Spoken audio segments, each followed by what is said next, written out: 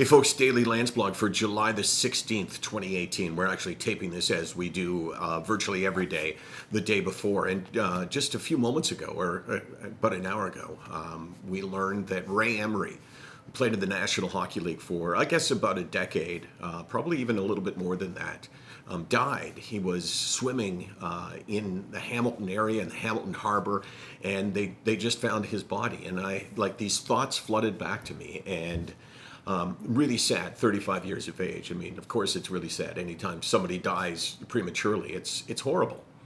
But I was thinking of my memories of Ray and how I could tie it into SickNotWeak. I met him for the first time early in his career in Ottawa.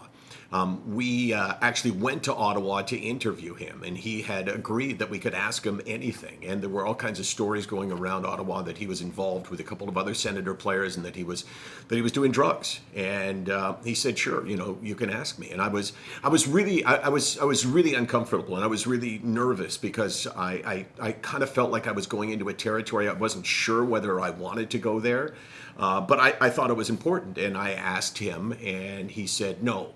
And I don't know whether he was being honest at the time or not. It really doesn't matter. I didn't meet him again until a couple of summers later. He and Brian McGrattan, who was his best friend, came in to do OTR. And these were two guys kind of in the peaks of their careers. They had real swaggers.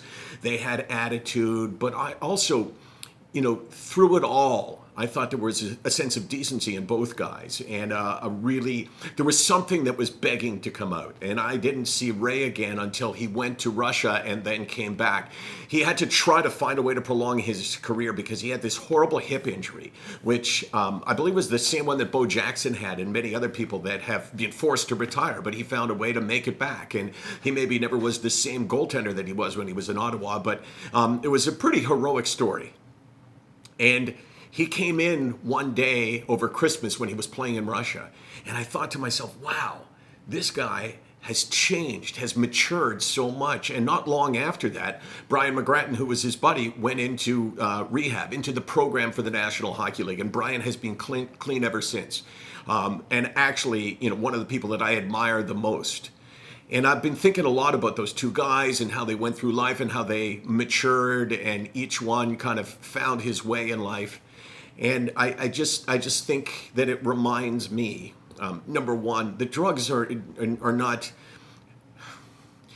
You can't look at people who have a problem with drugs and call them evil. That I don't know when that arose. Probably the war on drugs in the 1980s, where people who did drugs were bad. I mean, that's what I was taught when I was young, that those people were bad. And I just think that in the case of these two guys that I met briefly but got to know a little bit, there's a huge message here, which is that addiction is not a weakness, is often not a choice, but a sickness. And I'm just really sad that Ray is gone. And I just wanted to say that. SickNotWeak.com, 24 hours a day, 364 days a year. We're here because we need to have a voice. People who struggle need to know that there's someone there who understands them. And that person can be me.